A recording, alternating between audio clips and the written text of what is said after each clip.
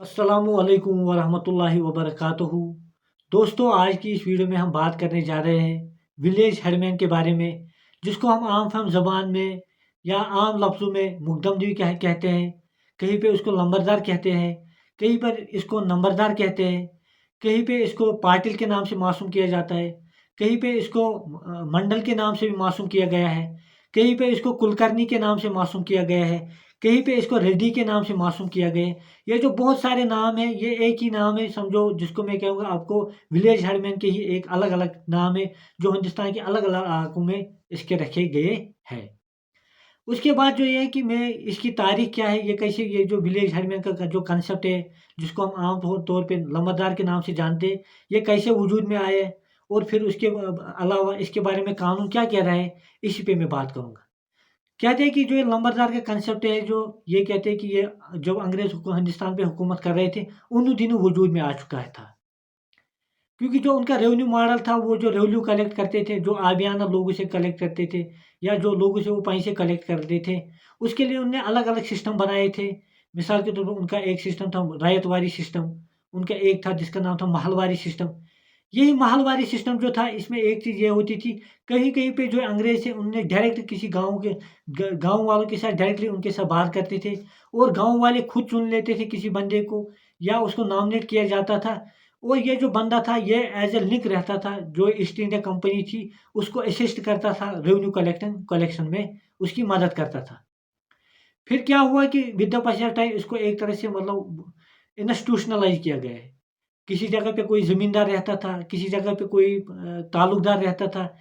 ये जो ज़मींदार थे, ताल्लुकदार थे, इनका काम भी यही रहता था कि ये गाँव से रेवेन्यू कलेक्ट करके लेते थे, जमा करके लेते थे और अंग्रेज़ों के हवाले कर लेते थे। अब जो ये नंबरदार था, इसका काम इतना ही नहीं था, बल्कि उसके और भी फंक्शंस थे, उसके और भी काम थे। मगर सबसे पहले जो इसको जो पैसे कहाँ से मिलते थे इसको, इसको कहते हैं कि हक़ लंबरदारी भी रहता था। थ्रू ये हक़ लंबरदारी का जो कांसेप्ट है, इसके थ्रू ये रहता था कि उन दिनों कांसेप्ट वजूद में आ चुका, उसका नाम था पचोतरा।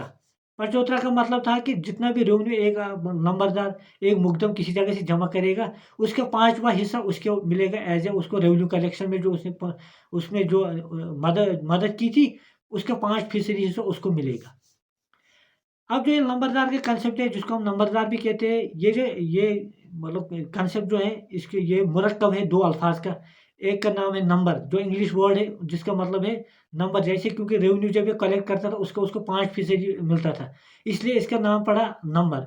और जो इसके साथ दार है, दार जो है, ये पर्शियन वर्ड है, पर्शियन से निकला है, उसका मतलब जो पजेसर।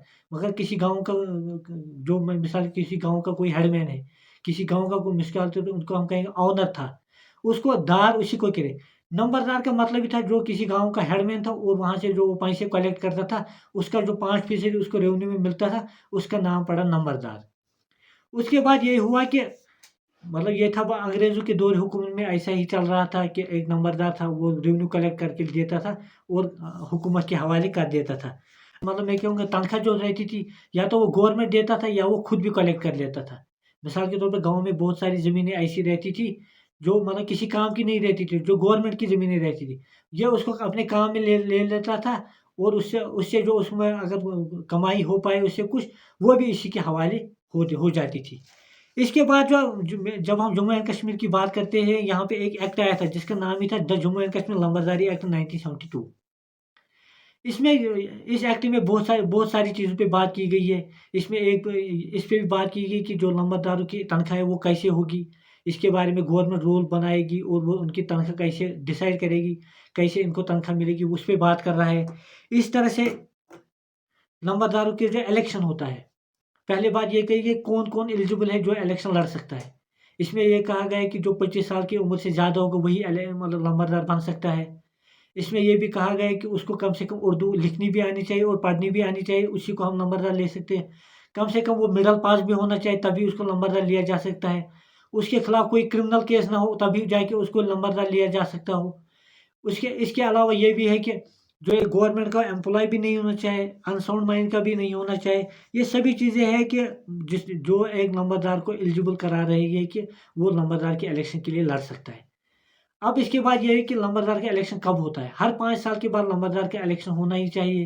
एज पर जो ये कानून है उसके मुताबिक इलेक्शन होना चाहिए था। और यही कानून ये भी बता रहा है कि अगर कोई नंबरदार इलेक्शन में कामयाब हुआ होगा, वो 5 साल तक इलेक्शन में मतलब वो नंबरदार रह सकता है। 5 साल के बाद नया से फिर से इलेक्शन होगा नंबरदार के लिए, इस नंबरदार पोस्ट के लिए, मुकदम पोस्ट के लिए। और जो नया इलेक्शन हो, या अगर वो 60 साल की उम्र से ज़्यादा हो, वो फिर एलिजिबल नहीं रहता है इलेक्शन के लिए। इस तरह से अगर वो 5 साल तक नंबरदार है, 5 साल के बाद वो फिर से इलेक्शन में आ सकता है, और अगर इलेक्शन जीते वो दूसरी बार भी नंबरदार बन सकता है। इसके बाद बगैर ये भी कहा गया है कि अगर कोई जो नंबरदार है उसकी टर्म खत्म हो चुकी है, अगर दूसरा भी अपॉइंट नहीं हो तब जाके ये आगे भी चल सकता है। इसके बाद है कि नंबरदार की ड्यूटीज़ क्या है, इसकी फंक्शंस क्या है। इसका काम यही रहता है कि जो गाँव में रेवेन्यू कलेक्ट करे, जो सेसेस होंगे, जो रेवेन्यूज़ होंगे, जो कोई एरियर्स होंगे, लोगों से बकाया ज़्यादा हो, वो जमा करके गवर्नमेंट के हवाले करे। इसका काम ये भी रहता है कि जो भी गाँव में काम हो रहे, अगर किसी की शादी हुई होगी या कोई मर गया होगा, उसकी इन्फॉर्मेशन कम से कम तहसीलदार को देनी होती है। इसका ये भी काम रहता है कि अगर गाँव में कोई बीमारी फूट पड़ी होगी, उस सूरत में वो वहाँ कहाँ पे ले जाए उसके बारे में कहे, कंसर्न जो मेडिकल ऑफिसर्स हो वहाँ तक पहुँचाए वो इस तरह से अगर गाँव में कोई मतलब और कोई प्रॉब्लम हुई, इसको वो रिपोर्ट कराना होगा कहाँ पे, जो कंसर्न ऑफिसर्स वहाँ पे होएगा। और अगर ये रेवेन्यू किसी से कलेक्ट करे उसके बारे में वो रिसिप्ट दे, प्रॉपर रिसिप्ट दे लोगों को कि हाँ हमने आपसे इतना पैसा जमा किया है। इस तरह से मिसाल के तौर पर तहसीलदार को भी अलग अलग चीज़ों में, अगर किसी जगह पे किसी रोड पे एनक्रोचमेंट हुआ होगा, किसी जगह से डिस्ट्रक्शन हुई, तहसीलदार कंसर्न को वो उसके बारे में बताएगा। Thank you.